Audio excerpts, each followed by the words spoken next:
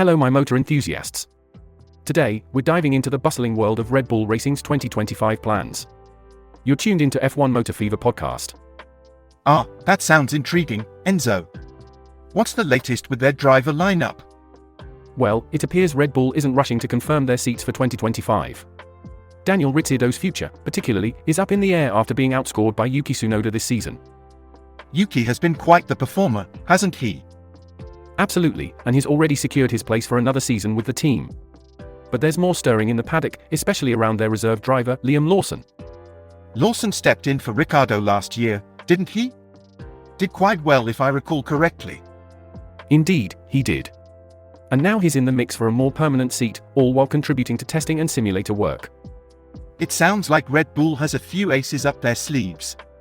Shall we delve deeper into this strategy of theirs? Let's do that. Grab your helmets, folks. This is going to be a thrilling ride through the decision-making lanes of Formula One. Hello my motor enthusiasts. This is Enzo, your guide through the fast lanes of Formula One. And I'm William, at your service.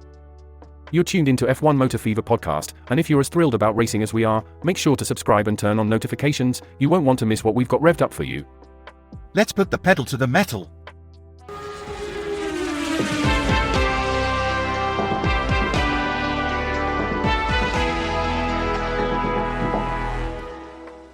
So, the latest from the Red Bull camp suggests they're taking a patient approach to their 2025 lineup. They've already got Yuki Tsunoda confirmed, but it seems the second seat is still up for grabs. With Daniel Ricciardo and Liam Lawson in the mix, it must be a tough call. What's the word on Ricciardo's performance? Ricciardo has had his ups and downs since rejoining the grid last year. Though he's been outscored by Tsunoda, Peter Bayer, the CEO, praised him for the positive energy and experience he's brought to the team. There's a real acknowledgement of his role in supporting Yuki and enhancing the team's dynamics. Interesting. And does this support from Ricciardo reflect on Tsunoda's development? Definitely. Tsunoda himself has mentioned learning a lot from Ricciardo. It's a bit of a mentorship role that Ricciardo's taken on, which aligns with the team's mission to develop their drivers. It seems there's more to a driver's contribution than just points. What about Liam Lawson? He stepped up impressively last season, didn't he? Indeed, stepping in for Ricciardo last year, Lawson made quite an impression. He's linked with the seat again for 2025.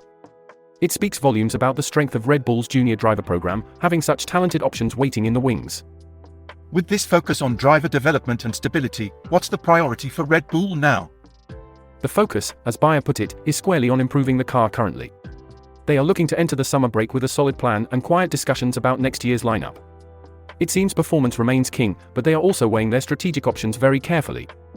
With all these elements at play, it's going to be fascinating to see how the decisions unfold in the off-season, won't it? Absolutely, and with the stakes so high, every move they make is critical. Let's watch how this plays out as they balance current performance with future potentials. Full throttle ahead. Moving on, the spotlight is also shining on Liam Lawson, Red Bull's test driver. He's got a crucial role in the testing of previous cars' program. That's a significant stepping stone, isn't it? It must be quite the proving ground for any upcoming talent within the team. Absolutely. And Peter Bayer's comments underline just that.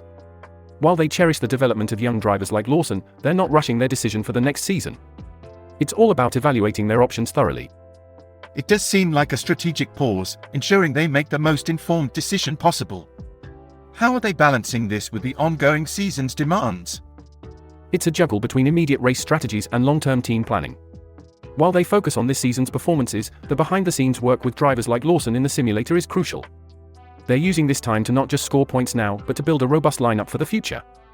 Speaking of building up, there seems to be quite a bit happening at Haas and Williams as well, with some impressive performances and notable firsts. Indeed, the entire grid seems to be in a dynamic state. Haas scoring double points recently in Austria and Franco Colapinto getting his first practice session at Silverstone with Williams. It's all part of the thrilling narrative this season. It's these stories that make Formula One more than just about the cars. It's the people, the young talents making their mark and the seasoned players showing their worth. Exactly, and as we edge closer to the off-season, these developments will be key to shaping what comes next. But for now, let's keep our eyes on the tracks as the teams push through the remaining races. William, what's the word on the street, internet-wise, regarding the latest in Formula One stewardship and penalties? Right, have a butcher's at this.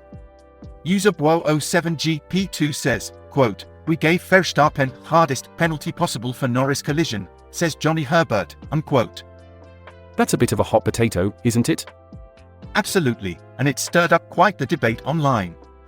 For instance, user official soap suggests, quote, "Can't they have the steward footage just be black and white or animated cars or something so they don't know who is who on track? Or isn't the technology there yet?" unquote. That's an intriguing idea. What do the folks say about that? Well, user A Daniel chimes in with, quote, "I've always thought of this. Knowing the driver or team serves as no meaningful information when investigating a breach of conduct. The question is, was there a breach? Not who breached," unquote. And then user Techno Guy 1 adds, quote, "You say this, but loads of racing leagues feature stewards that have to penalize their friends.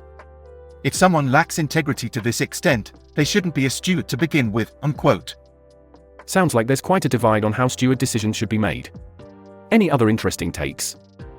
Indeed, user Critical Bread 3396 raised a technical point. Quote, "This would need to always show perfectly the dimensions of a car, the position of it on track, and even a few millimeters off on this animation could make an incident potentially different.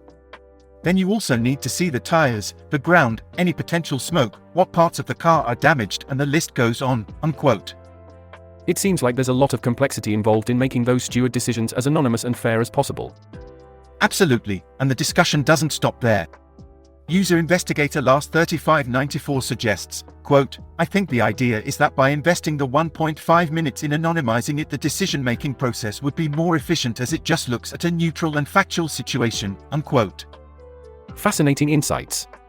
It's clear the fans are deeply invested in how the sport is governed and hoping for the fairest outcomes possible.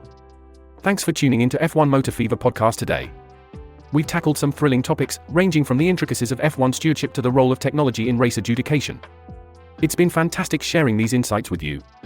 Do remember to subscribe and activate those notifications so you never miss any of our discussions. Your engagement truly enhances our community, so feel free to share our content across your social platforms and drop us a comment or two. And it's always a laugh, isn't it?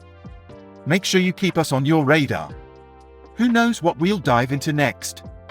We're here every day, bringing you the freshest takes and the spiciest debates in the world of Formula One. We're incredibly grateful for your support, and we're eagerly looking forward to having you with us in the next episode. It's always a blast with you lot. Keep the conversations going, and let's keep this community buzzing with theories, opinions, and good old-fashioned banter. Pedal to the metal, keep your gaze on the road, our channel's content is pure gold.